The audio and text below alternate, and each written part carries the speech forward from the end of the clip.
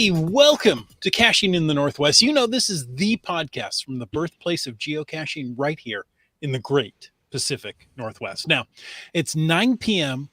on a Thursday. It's 9 p.m. Pacific, in case you wanted to know, because, you know, there are multiple 9 p.m.s. I'm Chris of the Northwest. There's only one of me. Good. Witsin didn't say anything. And we're going to talk about geocaches and geocachers from here and all around the globe. So while you're wondering, when does school start again? We'll be caching in the Northwest. Now, tonight, we are talking about the wonders of our neighbor, Idaho, with our very own Wits End. And as always, live audience, share your thoughts with us. And our very own Chris of the Northwest as well. Yeah, wonders of Idaho. There are some great wonders over there, and I've seen a few. I have yet to see some. Hope to see more. It's a great place to go cache, to visit, and all of that. But before we jump into all of that, we'd like to offer a quick reminder that we appreciate the support of our patrons who help to keep this podcast coming each and every week. Thanks to Land Sharks. They are one of our corporate Denali level sponsors. And as we mentioned, the coronation of King Charles trackable geocoin, well, it's now on sale at the Land Sharks store, along with the 2023 Lackey coin and the Summer Solstice coin, don't you know? You can check it all out at their retail store or at landsharks.ca. Also want to thank our other corporate Denali level sponsor, that's Gold Country Geotourism. You can visit exploregoldcountry.com to learn more about the Geotour and the entire Gold Country region. Don't forget, download their app. It's an awesome app and it helps you out a lot. You can get there at exploregoldcountry.com or facebook.com/exploregoldcountry.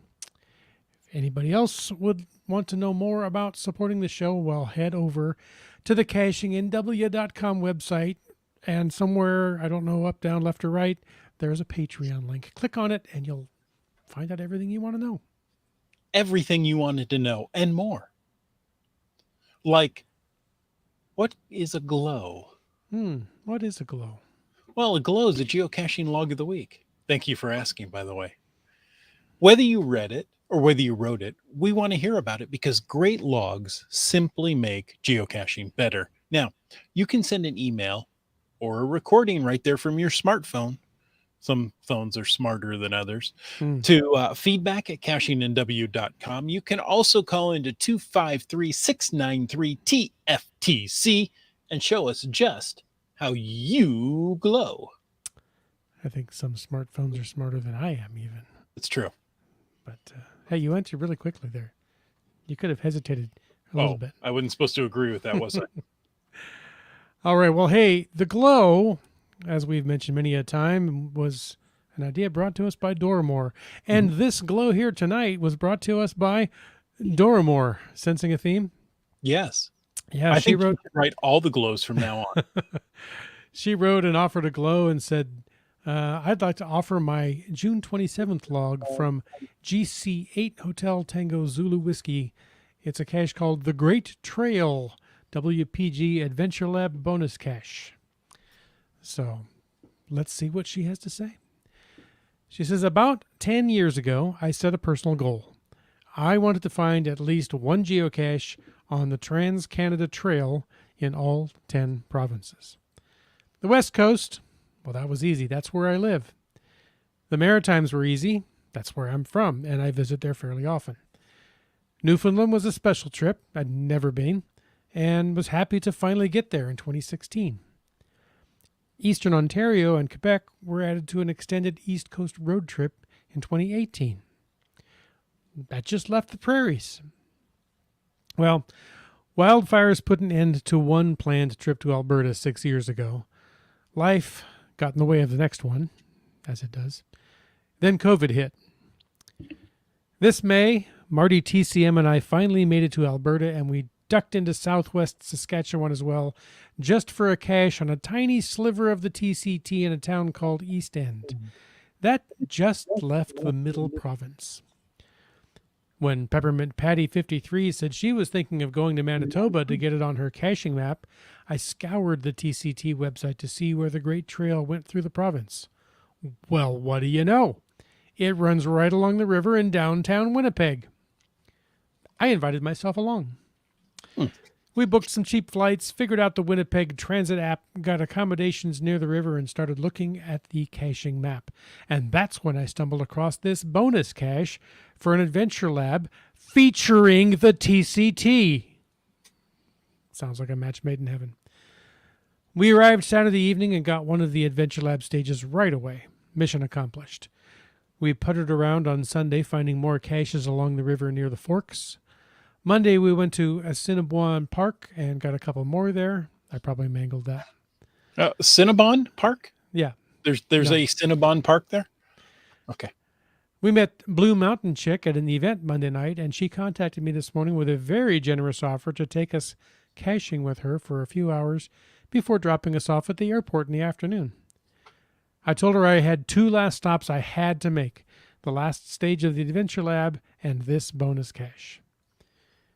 We had trouble finding the cache itself, but Blue Mountain Chick finally spotted the attachment and started looking around for where it might have fallen.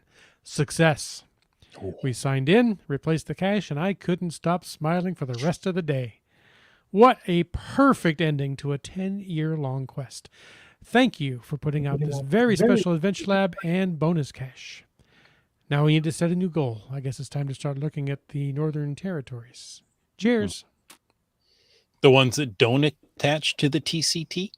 Yeah, I think that would be the ones. Nice. That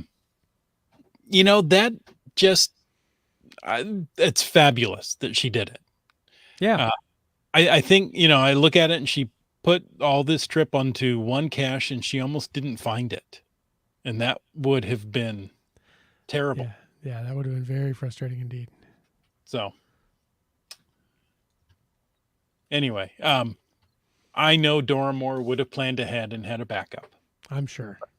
But how nice for Blue Mountain Chick to decide, hey, why don't I take these people with me that I've never met before and go geocaching? Time How and time fun. again, I hear great stories like that from the geocaching community. Exactly. Now, caching community that's listening tonight, Yes. if you want to get in on the chat, and I know you do, use the hashtag Idaho. Now, we are without our chat lackey, so it's just us. So please use the hashtag Cache Idaho because we may not see it otherwise. What you see is what you get tonight. Idaho. So what you see is what you get tonight. You can look behind the curtain, but there ain't nobody there. See? I hope there's nobody there. Otherwise, it's part of another show. You can use the hashtag FATAS to bring up a topic in the after show, as some have already done. And you can use the twin hashtags podcast baking and podcast drinking to tell us what you're consuming this evening. Usually it's something good. I hope it is. I had some strawberry shortcake tonight. So that's never a bad thing. Did you drink it or bake it? Well, neither. I assembled. Okay. Some assembly required. Now, there was an email coming out from HQ in regards to Adventure Labs. They wrote, "Dear Adventure Lab creators, if you previously deleted an adventure, it is now visible as archived in the Adventure Lab builder. Find more detailed notes for archived adventures on the website." Oh, interesting. Did you know that? I didn't know that. I've never deleted one. Why would anybody delete one? I couldn't delete one because I've never created one. Oh, so wow. You may have a credit. Apparently you can't delete that either. Okay. And in an upcoming change to the Adventure Lab platform, we will reduce the maximum geofence to 500 meters for all adventure stages. I don't know what it was before. Was it unlimited? I don't know. Creators of Adventure Labs or adventures with geofences larger than 500 meters can submit a request to receive a new credit if they archive their adventure. Of So course, if you can learn more in the forums. that's right. So if like all the stages of an adventure have to be within 500 meters, is that the way I understand that, The geofence or is it that? meters for all reduce the maximum geofence to 500 meters for all stages. I take that as 500 meters per stage. Okay, and we're without a chat like you, but I'm seeing people in the chat there. It was 100,000 meters. So, Okay. Or yep, 100 kilometers, according to GeoFreddy, which there you is go. oddly enough the same as 100,000 meters. Go Really? figure. But half as much. Well, no, I'm thinking 50,000. Yes. 500 meters is significantly smaller. Yes, it is. Because we've done some adventures that we drove across, Mm-hmm.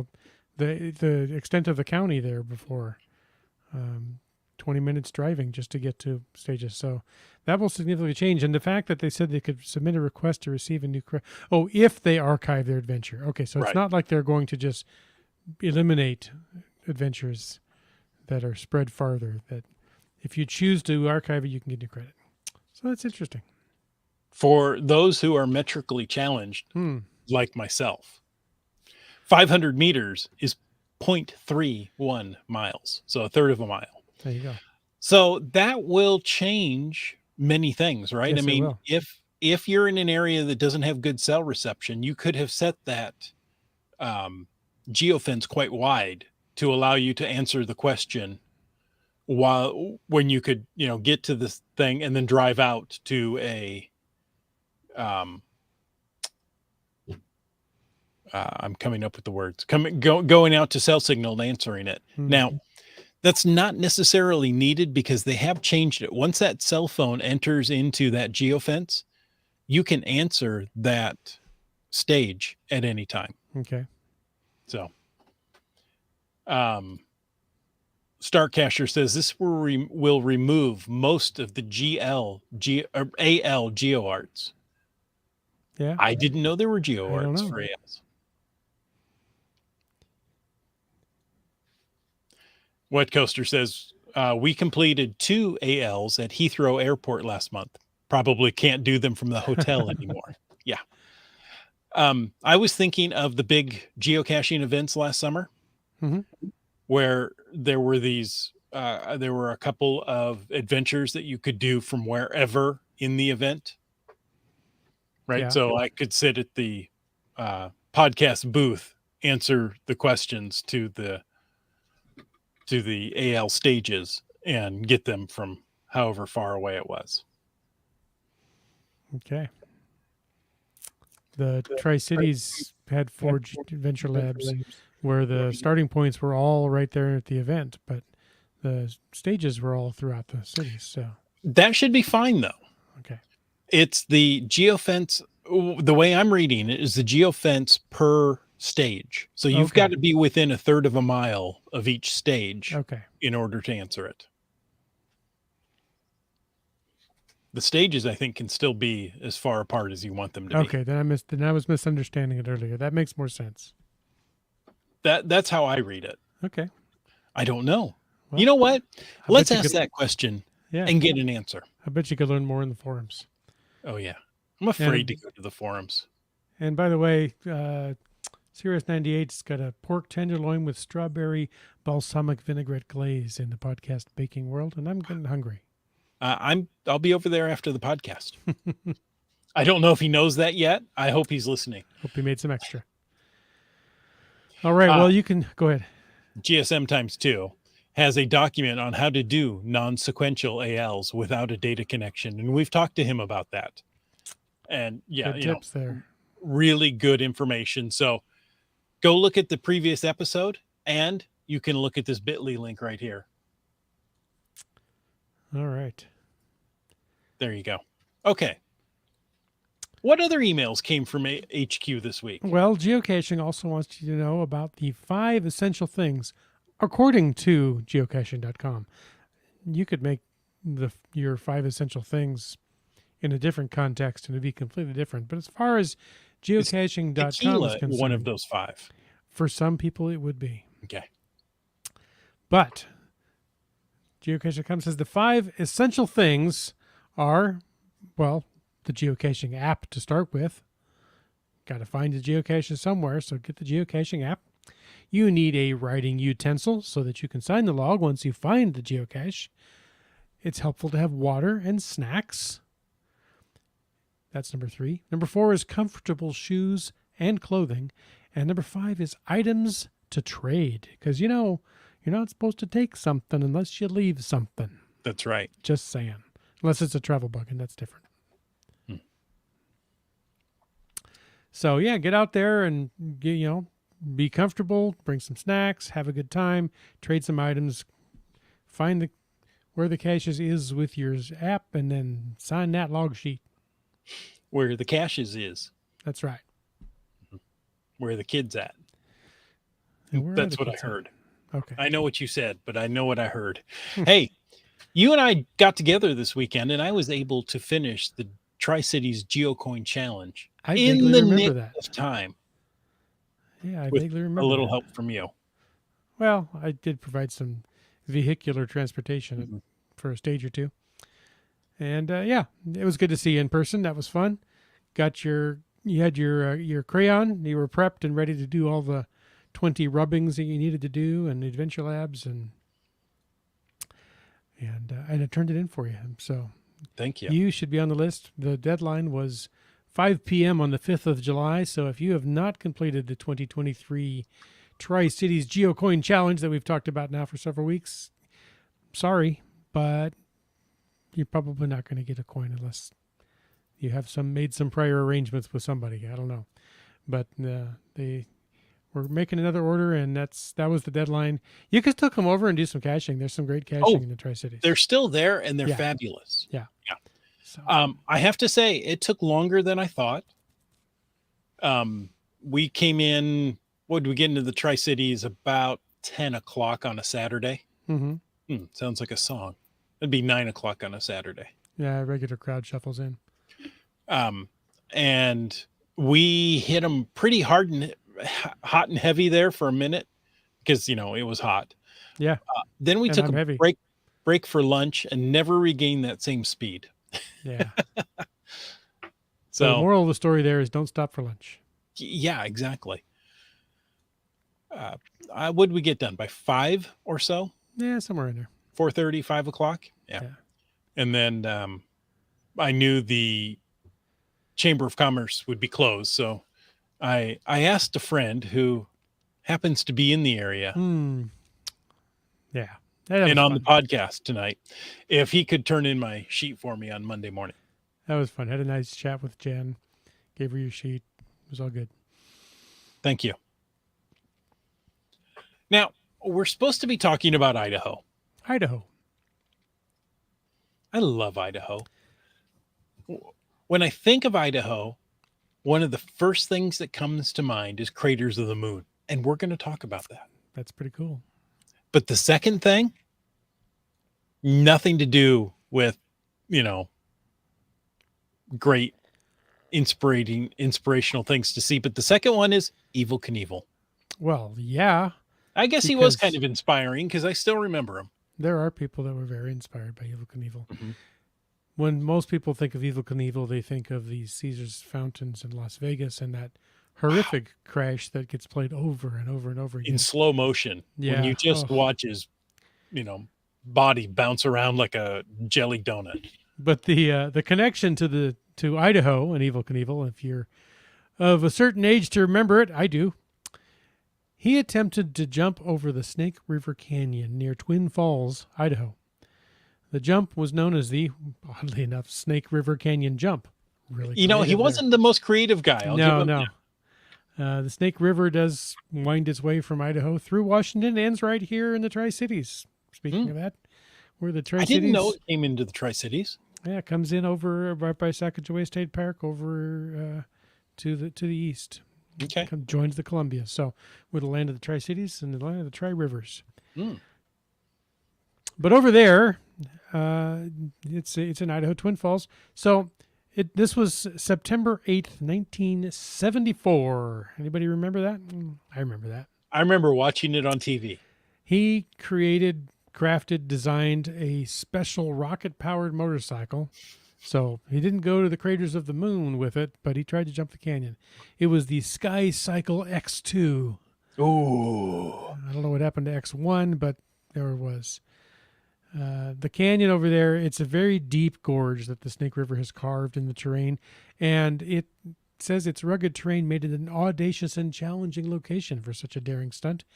He aimed to replicate the iconic daredevil feats that had brought him worldwide fame. Mm-hmm. Listen up, because it didn't go well.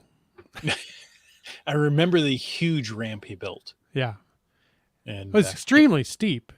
yes. I mean, it was steeper than 45. Nearly vertical, as I recall. And thus the rocket It powered. seemed. Right. Yeah. And this thing looked more like a missile than it did a motorcycle. Right. Despite the meticulous planning and engineering, the jump did not go as planned. The rocket-powered motorcycle prematurely deployed its parachute shortly after takeoff, causing Knievel to descend into the canyon rather than clearing it. Mm-hmm. Fortunately, Knievel escaped with only minor injuries. Although the Snake River Canyon jump did not achieve its intended result, it still was a full 2-hour special on TV. Mm-hmm. And it remains a significant moment in daredevil history. The audacity and ambition of Knievel's attempt captured the public's imagination and solidified his status as a legendary figure in the world of experience. Oh man, I have trouble tonight. Extreme sports. So there you go.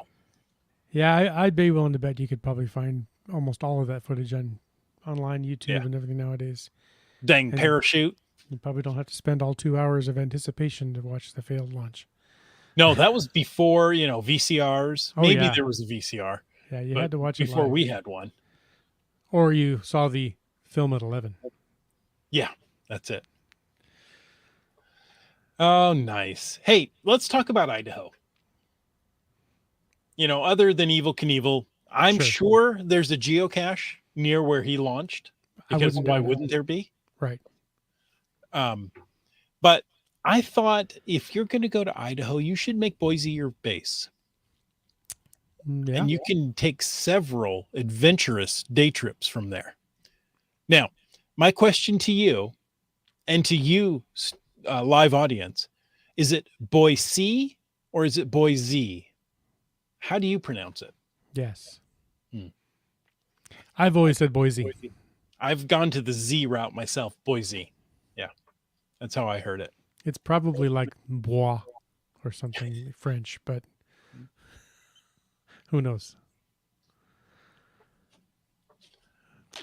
But we got the Boise, and we got boys. Boys ID. There's all kinds of fun day trips. So where would you start if you were heading out of there? Well, one of the closer ones that only 2.5 hours away is the Sawtooth National Recreation Area. That is 750,000 acres of beautiful mountainous scenery. It has over 700 miles of trails, 40 peaks rising over 10,000 feet, and 300 plus high elevation alpine lakes that add spectacular scenery and vistas. It's a pretty part of the country for sure. Going there, of course, you can do outdoor activities like hiking, camping, backpacking, fishing, boating, canoeing, rafting, observing nature, photography, bicycling, and more. You can spend the day hiking and geocaching there in the Sawtooth Mountains with particular spots like Redfish Lake and Stanley Lake. I wonder if that's related to anybody we know. Oh, Stanley.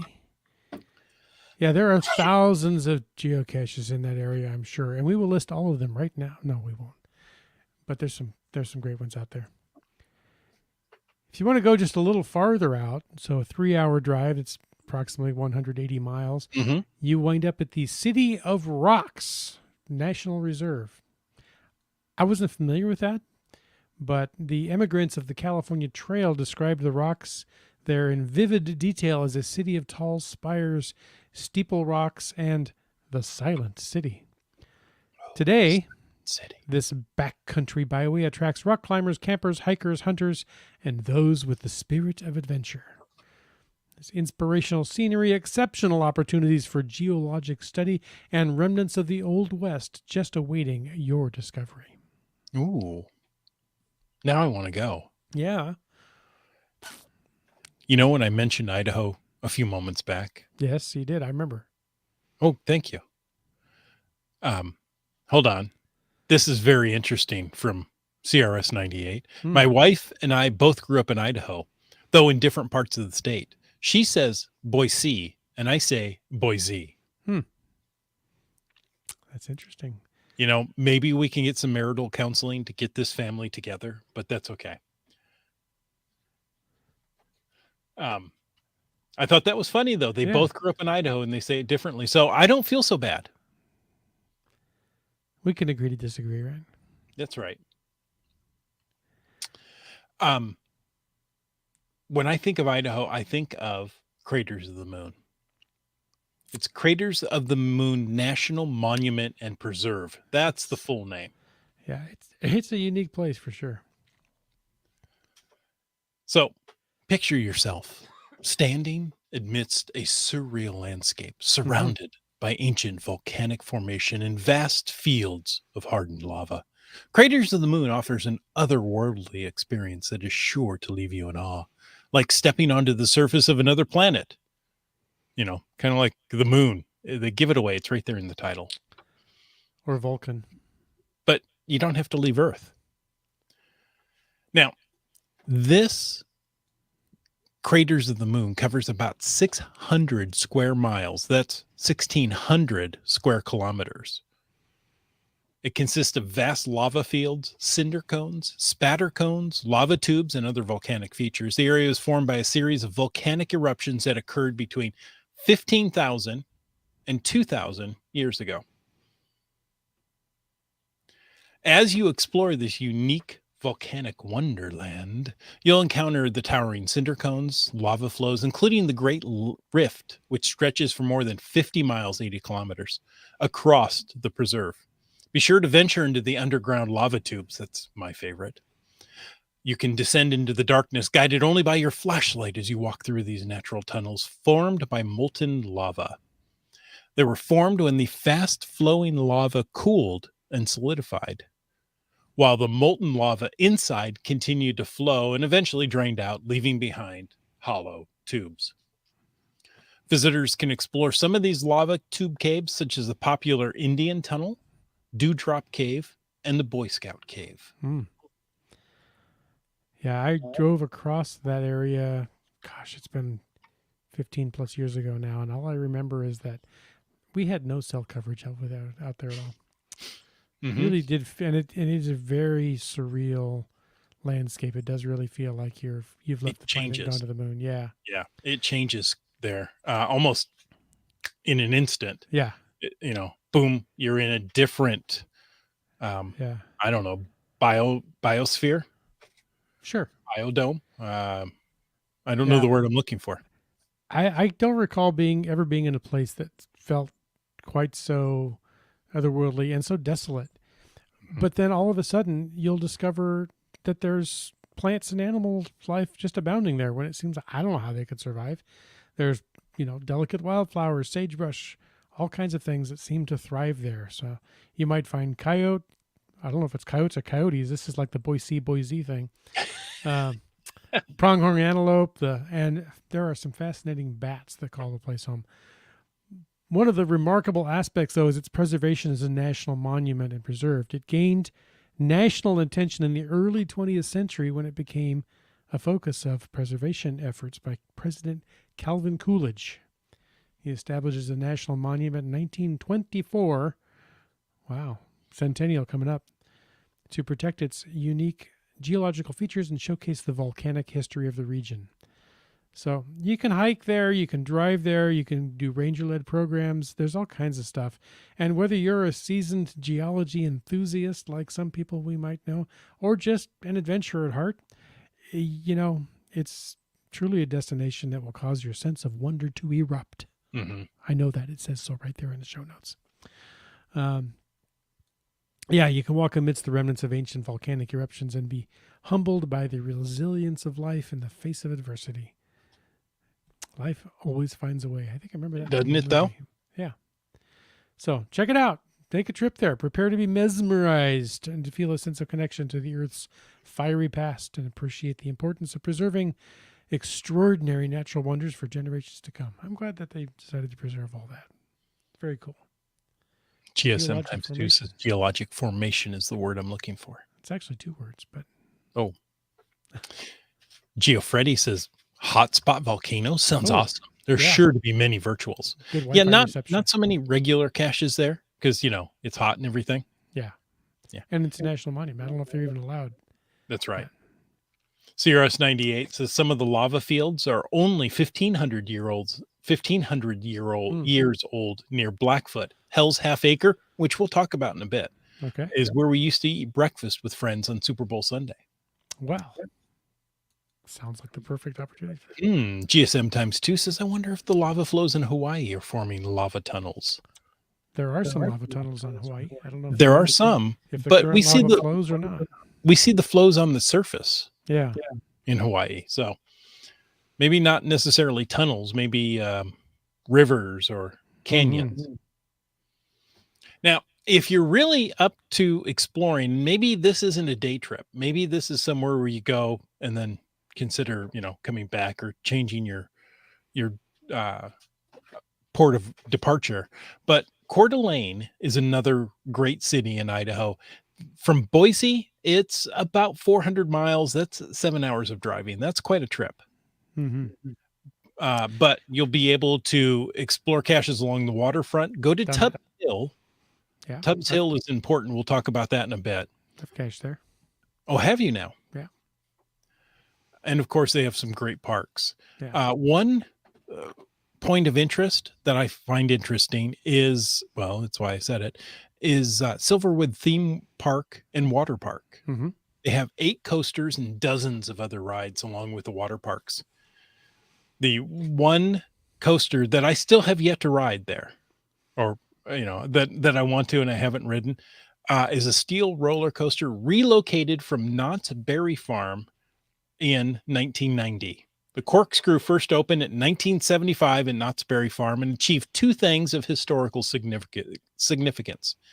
The corkscrew was not only the first modern inverting coaster in the world, it was also the first coaster to take riders upside down twice. Yeah, I was living in Southern California at that time, and I remember the hype and all the television promotions about the corkscrew. And I rode it in the 1970s. I've ridden it Berry Farm. at Knott's Berry Park. Tame by modern coaster standards, but at the time it was quite revolutionary. So, all right. J-Car says the corkscrew is fun and quick. I was going to say that was the thing that I was most surprised about it at the time, or disappointed by, I guess, is that it's an extremely short ride. You get that typical traditional roller coaster clackety clack climb, and you come screaming down the other side, do a double barrel roll, and come back to the station. Its claim to fame was that double corkscrew, but that's really all it had going for it. I guess the good part for the coaster owners is that you could crank a lot of guests through in an hour. So the more rides, the more money, right? Yep. So it's fun. It's short, but it's fun, especially because of the history of it. So right. So Silverwood is kind of our local theme park, right? There's nothing else quite like it here in the Northwest. What's the one closest here? The Enchanted Parks isn't quite the same. They have 1 or 2 roller coasters, and it's mostly water slides. Yeah. So. Yeah, I've only been to Silverwood once when my children were little, but it was a lot of fun. Wouldn't mind going back someday. All right, well, continuing on through Idaho, we talked about, or maybe didn't, we talked about Snake River Canyon. Now we're talking about Hell's Canyon. The Snake River winds its way through Hell's Canyon, and you can take in scenic views and search for caches there, of course. It's a remarkable natural wonder located, it's right on the border of Idaho and Oregon. Yeah. It's North America's deepest river gorge. If you're looking for statistics and numbers and records and all, it reaches a depth of approximately seven. I love it's approximately, and it gives it, down to the foot, 7,993 feet. Isn't that approximately So I would 8,000 say feet? it's approximately 8,000 feet, or 2,400 meters, or 2.4 kilometers. Um, the canyon was formed by combination of geologic processes, including volcanic activity, erosion, and tectonic forces. And I think they Nice. do. Don't they do jet boats tours through Hell's Canyon there? I think they know. do. Yeah.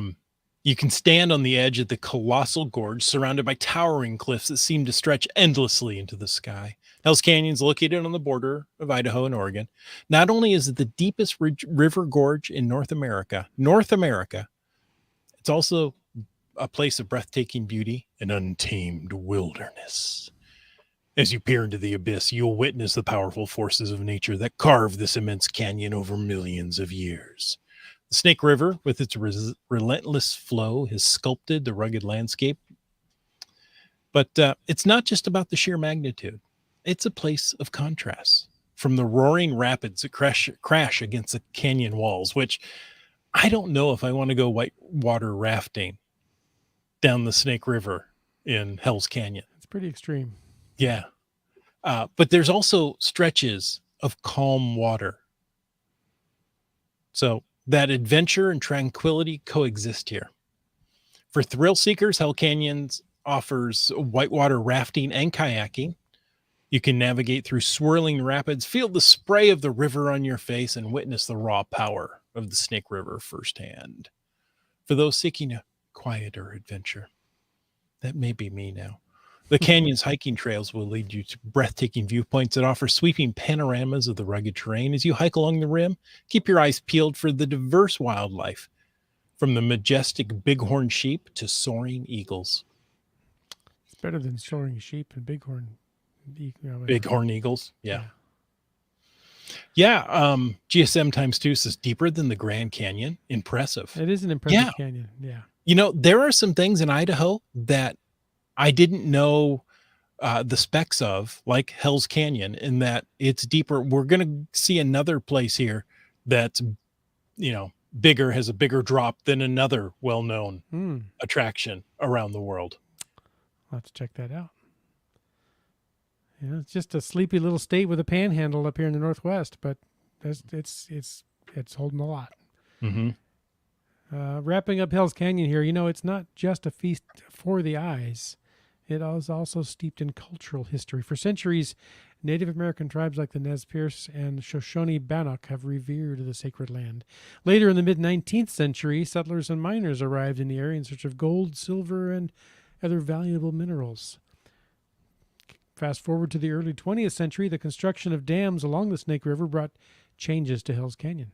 The completion of the Hell's Canyon Dam in 1967 created a reservoir and provided hydroelectric power. The dam and subsequent developments led to the flooding of some areas within the canyon. And in 1975, a significant portion of the canyon was designated as the Hell's Canyon National Recreation Area, and it's managed jointly by the U.S. Forest Service and the BLM, the Bureau of Land Management. Nice. So many fantastic monuments, recreational areas, and national state parks. There's some great stuff to see in Idaho. And we haven't even talked about a lot of the caches yet. Well, exactly. I am looking for Seebeck Tribe. Said. Probably in Seebeck. Oh, yeah. Well. Tell us about some of your favorite caches. I'll go back and see if I can find Seebeck. I was going to say, she talked about going to find the oldest cache with mountain bike. Oh, yes. Yeah, something we've done. That's a good one. Just in case you wanted to know, the Grand Canyon is 6,000 feet deep at its deepest point, according to GSM times 2. So this is nearly 2,000 feet deeper. Okay. Seebeck Tribe got to go to Camel's Prairie Stash on That's July it. 2nd with mountain bike and 16 others. Nice. We did that one a We couple of did. years ago with mountain bike and quads in the mud. Yep. And we went in, was it May? I don't remember exactly, but it was late spring, early summer, somewhere in about that time of year. Yeah. And there was still snow up there. Yeah. So Yeah. So it might be have been later prepared. because it's at an altitude that it probably keeps snow for quite a while. So, Yeah. yeah. And that one you can nearly drive to. And if many you people have have the driven right almost vehicle. there. Yeah. Exactly. Yeah. You're not going to get there in your Prius. rental Honda Accord, but Well, if it's a rental, yeah, I well, can make it. maybe, but you may not make it back down. Mm. There are people up there in side by sides and ATVs and Jeeps and 4x4 trucks. Mm-hmm. You're going to 4x4 need something trucks with 4-wheel drive to get there. 16 people in them. Just saying. Just yeah, you might need that. The most favorited cache in Idaho is Southern Idaho's first. That is GC5C. Okay. Period. 5C. Any geocache that has that short of a GC code, Yep. it's been around a while. Yep. 411 favorite points. Hmm. And that's another one you can nearly drive to. Yeah, I think you can drive to within 100 feet of it. All right. There's Land Monkey's not here, so we can skip this Earth cache and move it. No, we'll talk about it anyway. There's the Shoshone Falls Earth cache. That's GC16 Yankee November Echo. It's hidden by Mr. Mayhem. It has 249 favorite points, so it's no slacker in the favorite points department. Shoshone Falls might have been what you're alluding to. It tumbles 212 feet to the canyon floor. That's more than 50 feet farther than the famous falls in New York, Ontario border. That Niagara Falls. That one. That fall that shall not be named. Yeah. It's a barrel of fun. The waterfall's terraced 1,000-foot span is truly one of Idaho's most magnificent sights. Now, if you go there, you're going to want to check it out in spring. That is the best season to visit because, especially in years of heavy precipitation, it swells with snowmelt, creating an awesome display at the waterfall. You get swirling mist, swooping birds, and rainbows rising from the sheets of water. There are overlooks there that'll give you just an incredible vantage point for sightseeing and photography. And then later in the year, much of the river's flow is diverted to produce hydroelectric power and irrigate Idaho's fertile farmlands because famous potatoes. You know, you got to have the potatoes. Got to have the potatoes. Where do you think McDonald's gets their fries from? Yeah, so Shoshone Falls, the cliffs may be nearly dry if you go there in that time of year. But, even when the water's low, there's a ton of stuff to see up there. And there's an Earth cache with 249 favorite points. Go check it out. Let's see. Next at 246 favorite points, that's just 3 behind, is G-Man's Groovy Hotel Cache. Sounds How can good. it be G-Man's when it's Hidden by bad leather? bad leather? Yeah. I don't know. Let's see. Coming in at 228 favorite points, Sissy Banana hit a cache, GC51 Quebec Golf Mike, and it's that deaf, dumb, and blind kid. Sure play to me. So I'm told this is one of those caches you've probably seen on YouTube. Maybe you've done caches like this with a pinball-style ejector. Pull that plunger back and launch the cache out of the tube. Yep. Could be a lot of fun. There's one at the Totally Tubular series here in Right. Seattle. Yeah. That was a lot of fun. I'm glad you got that reference. I didn't get it. You didn't get that one. Okay. No, the deaf, dumb, and blind kid. No, I didn't get that. Yeah, well, what can I say? The next at 219 favorite points is the Gnome Home Travel Bug Hotel. And this is really cute. It's in a gnome village. So there are tree stumps that are decorated as gnome homes. There's all sorts of gnomes all around. It's just a lot of fun. All right. And, Before we go farther, picking up travel bugs, you got a place to put them. yeah, CRS 98 said I went to Camel Prairie. I stopped the car and got out the last quarter mile to the cache and had to sidestep the still steaming pile of bear excrement as soon as I got out of my car. Let me tell you, Idaho is a wild place. It is. You know, you need to be careful. So there are bears, there are coyotes or coyotes And bears do it in the woods. Yes. that, or right there On along a down the road trail. Yeah. near a cache. So And you know how you're chatting with somebody, you're texting them, or you're doing something, and you start to ask a question, say a statement, or something, and responding to something 3 messages ago, and then something else pops in right there, and it makes it just all out of whack and context. So I'm reading these in order here, and it says that CRS-98, had to sidestep the steaming pile of bear excrement, and immediately following, Wino says, "I've got one of those in Crane." mm, I think he was referring to the pinball style themed cache. I hope he is, but just reading through the comments as they appeared, yeah. Sorry, Winos. well, maybe he does have one of those. He is a collector of oddities. It's true. It's true. All right. Well, hey, what's that? Wino says, where is it? Anyone keeping a list of the GC codes for these? I'm going to a wedding in Spudland in early August. Spudland. That's a good. Winos, you can email me, or you could just do a search in geocaching for Idaho and everything with more than 100 favorite points. There you go. And you might find some other ones too. Mm-hmm. So let's see. We finished the Gnome Home Travel Bug Hotel, yes, and we're moving on to the Snake. This is another Earth cache, so make sure you let Land Monkey know we did not avoid the Earth caches tonight. Mm-hmm. This one has 197 favorite points by Shooty. It's GC1C9XR, GC1 Charlie 9 X-Ray Romeo. And I don't know much about it, but it's an Earth cache, and that seems like homework to me, but it's a lot of fun for some people. Snake River. It's on the Snake River. Of course it is. Mm-hmm. The next one is very cleverly put. It's TU-BE, so 2B or not 2B, and it also spells tube. Just saying. Yes, tube. Oh, yeah. That is GC, Golf, Kilo, Quebec Whiskey. Very good. In Idaho with 175. 175. Right behind that at 168 is Anne Frank. She's quite frank. Yeah, but she's got 168 favorite points. I don't know if her diary is there or not, but you could sign the logbook, which is kind of like a cache's diary. You can't on this one. No? This is a virtual. It's a virtual. So you could pretend to sign it. There's an Anne Frank memorial. Anne Frank Memorial, there's GC9071. I kind of think it's fun when GC codes wind up all numeric. But check that one out. I'm sure that there's some great information there and sites to see about the memorial of Anne Frank. And we come to Hell's Half Acre, right? Apparently that's a great place to eat breakfast. It's also an active volcano.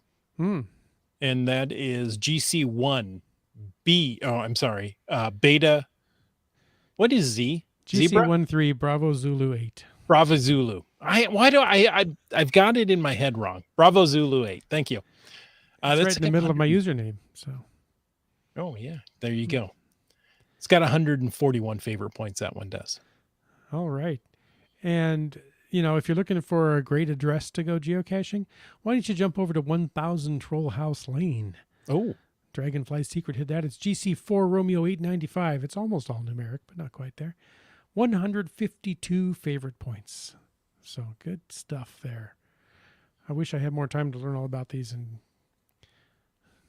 but we're running out of time. But great caching to go in Idaho. Well, remember, if you go to Coeur d'Alene, you got to go to Tubbs Hill. I remember you saying that. Yeah. Well, here's the reason why. It's Tubbs Hill's cache. That is GC5 Delta 3.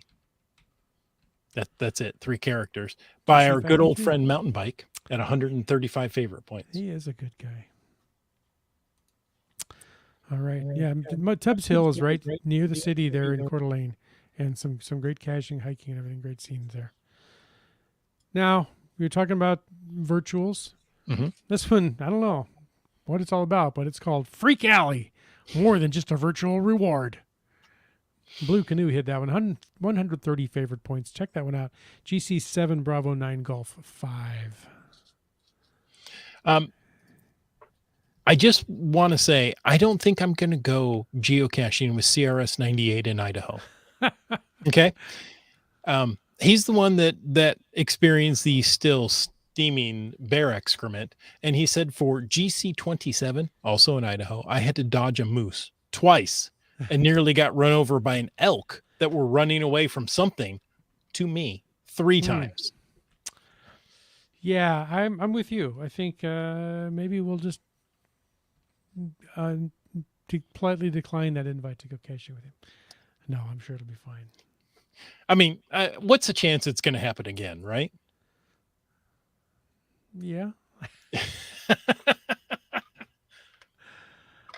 Oh, all right. So, Then the next one we want to talk about is Bring and Brag, yeah. Where the Red Fern Grows. Oh, I watched that movie years ago. I was going to say, isn't that a book we all had to read in high It school? is. It's a classic novel Mhm. and a book. And I was looking at that actually. The children's classic "Where the Red Fern Grows" was written during the period when the author lived here in Idaho Falls, Idaho. That's the connection to Idaho there. He lived there from 58 to 75. I don't believe anybody went geocaching between 1958 and 1975. Hmm. We don't have a chat like you to check it for sure, but I'm going to go out on a limb and say no. But there is a statue has been placed there. So, yeah. I remember that book and the movie. It was good. Mm-hmm. Nice. And the final one we want to talk about. Well, we've talked about the location or the area before tonight, but there is 100. There have been 117 favored points awarded to GC 10 Foxtrot 0 Yankee for the Craters of the Moon National Monument geocache. And of course, that's an Earth cache. Well, of course. Line Mickey was here. You go. Yeah. One thing I looked up, I wanted to know why Idaho had so many volcanoes. Right? There seems to be a lot of volcanoes. It has a significant number of volcanoes due to its location within the larger geologic region known as the Pacific Rim of Fire. Uh-huh. I was shocked by that because I thought Idaho's too far inland to be part of the Ring of Fire, but I was wrong. The Ring of Fire is a 40,000 kilometer, that's 25,000 mile horseshoe shaped area in the Pacific Ocean characterized by intense volcano and seismic activity. Now, Idaho is situated within the western region of the United States. You probably knew that. Where the North American plate meets the Pacific plate. So this tectonic intersection has led to the formation of the Rocky Mountains and the diverse volcanic lines land. Let me try this again. Okay. These are all words that I know about. It has led to the formation of the Rocky Mountains and the diverse volcanic landscape seen in Idaho. Good job. Now, Komakino, you don't read ahead. Okay. He read ahead. He said, look at Yellowstone. That's deep in there too. The primary volcanic activity in Idaho is associated with the Yellowstone hotspot, which is an area of an intense geothermal activity deep within the Earth mantle. So, with the North American plate that moved over it, it resulted in the creation of the volcanic features such as the Yellowstone caldera and the Snake River Plain. Well, I was going to say, you talked about being the Ring of Fire, the southeast corner, I believe, or no, I guess it's not quite the corner there, but the northwest corner of Wyoming is where Yellowstone National Park is, and there are portions of the park that border into Idaho. Mm-hmm. But Idaho has more active volcanoes than any other state. You would think Hawaii would have the easiest solution. GSM times 2 knows the podcast well. Just have Wits End Cold read it for you. Yeah. I should. I will in the future. Might work out for you. We'll see. Yeah. Jury's still out on that. Yeah. The hotspot migration of the Yellowstone hotspot is the main reason. 17 million years of very large eruptions, says CRS 98. White Coaster says, you're going to get in trouble with Land Monkey for talking geology without him. No, he's not here. He had a chance. That's right. He's back at some mega event 4 time zones away. And I told him if he was 4 time zones ahead of us, he would have no schedule conflicts and should be able to join us live. And he didn't seem to see eye to eye. So just saying. We're here. I scolded Komakino for reading ahead in the notes. And he says, sorry, I'll fix it. And then he says 3 letters, which I cannot repeat, nor will I put on screen.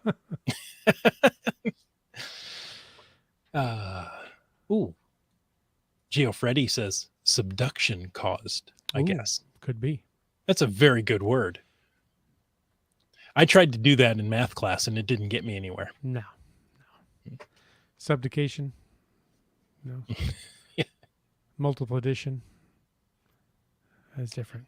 So, Idaho, fantastic place, great natural wonder. Apparently a lot of wildlife you can see very close up or if find you're with evidence Sierra thereof. 98. Yeah, or find evidence of.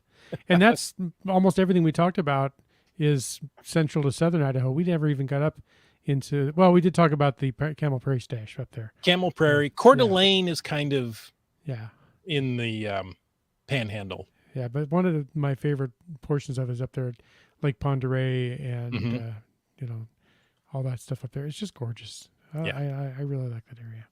I'm a big fan of Idaho. Hoping to go there this summer. I have a brother that left a southern coastal state, shall we say? Southwestern coastal state, and moved to Idaho. So let me tell you about the car. Yeah, no, not that one. Oh, not that brother, different brother. Gotcha. Let me tell you, how much does the car cost? Yeah. So, folks, thanks for taking the time to listen and learn maybe something new about Idaho. Go out there this summer, next summer. Start planning a trip. You've got some great places to go with things that are just going to blow your socks off. So wear sandals. All right. That's not how that goes, is it? By the way, Starcacher is hoping the Yellowstone supervolcano doesn't erupt while he's there, while he's live. But then again, there's some part of me would want to see what it is. Okay. Well, hey, I got completely sidetracked there. But first, before we wrap up the show completely, I want to take a moment to thank Land Sharks and Gold Country Geotourism. They're our corporate Denali level sponsors, even when I can't talk correctly. Oh, it wasn't just me? Landsharks.ca is the outdoor adventure and geocaching store. Check them out online, and they ship online orders daily. And for absolutely amazing geocaching adventures, check out exploregoldcountry.com. I have rented lips tonight.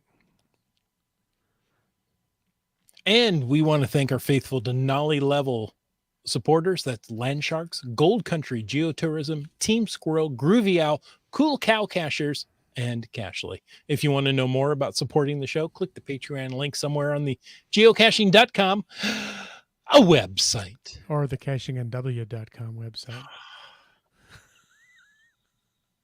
You know, if I do this for another 10 years, I might get it right.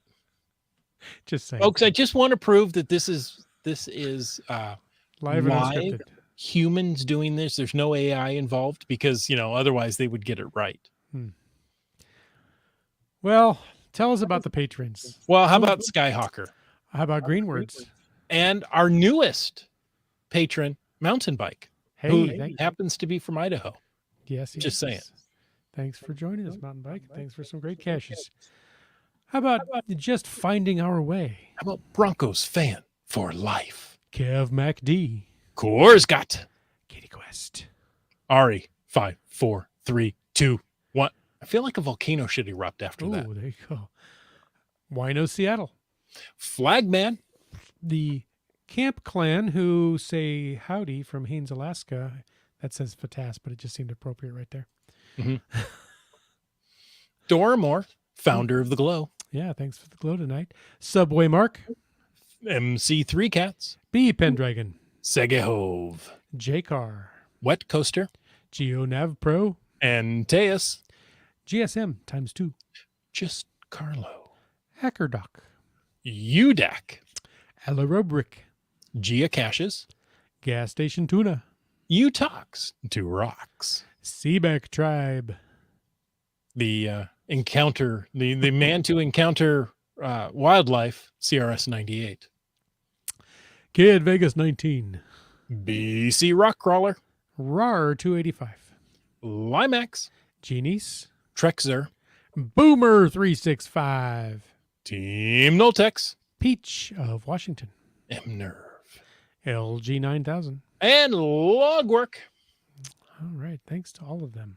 Yeah. And folks, thanks for taking the time to listen to this episode of Caching in the Northwest. Your support helps keep the quality shows coming. If you like the show, please click the link on the patron link on the cachingnw.com website. If you didn't like the show, let us know what you want to talk about. In either case, please subscribe wherever you get your podcast and give us a review. Now, if you were in a restaurant, you would tip. If you were in a live audience, you would clap.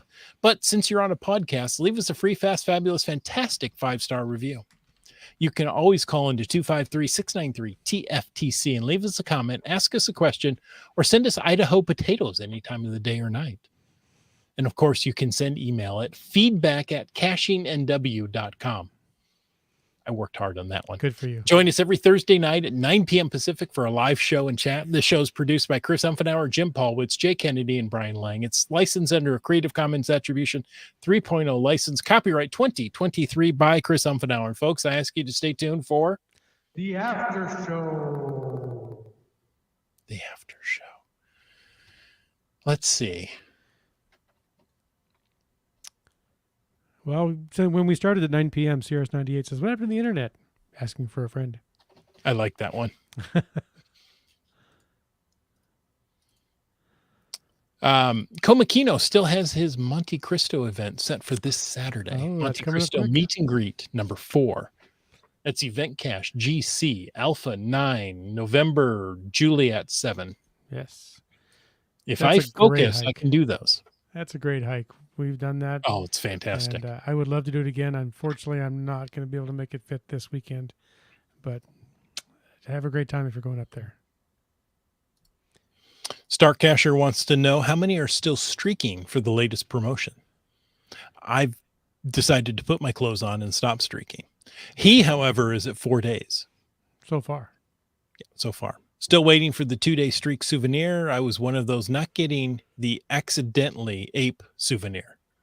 Oh, I don't know if I knew about that. I don't know. GSM times 2 is also at 4 days. Seabeck Tribe got her 2-day souvenir finally after 4 days of caching. Got 3 more to get the 7-day one, but unsure if I'll go for the 28-day streak. Yeah, that's quite the streak. Comakino says, while Paul and I were getting the WSGA caches in Eastern Washington, we were wanting to join the event in Idaho to get the oldest cache, but Paul had the times wrong and we missed it. Oh, Well, that's a real shame. it happens. Yep. But glad you had fun caching in Idaho anyway, because there's some great stuff to be seen there. There you go. Winos is at 3 days. UDAC is trying for the 7-day geocaching streak. Good deal. Starcacher said sending potatoes would be spectacular. Oh, let's see. There you go. Who got their first wheel of challenges? Souvenir, UDAC says. We've already talked about that. And Wino says, any feedback from the cache machine in Spokane Valley? Is there going to be a next one? That would be fun. We've enjoyed recently the Yakima cache machine, and then I wasn't able to make the Spokane Valley cache machine, but I'm sure it was a good time had by all, I hope. I would love to see them happen again. Do we need a Tri-City cache machine? Because, well, people are going over there to do the GeoCoin event. There are plenty of caches to be had around. Yes, Especially there when are. you expand the radius a bit to Hermiston, Oregon, and Prosser and Benton City and Sunnyside. You could spread the region out and get a lot of caches in. Some great power trails here if you're into those things too. Boy, are there. Boy, howdy. Isn't that a thing people say?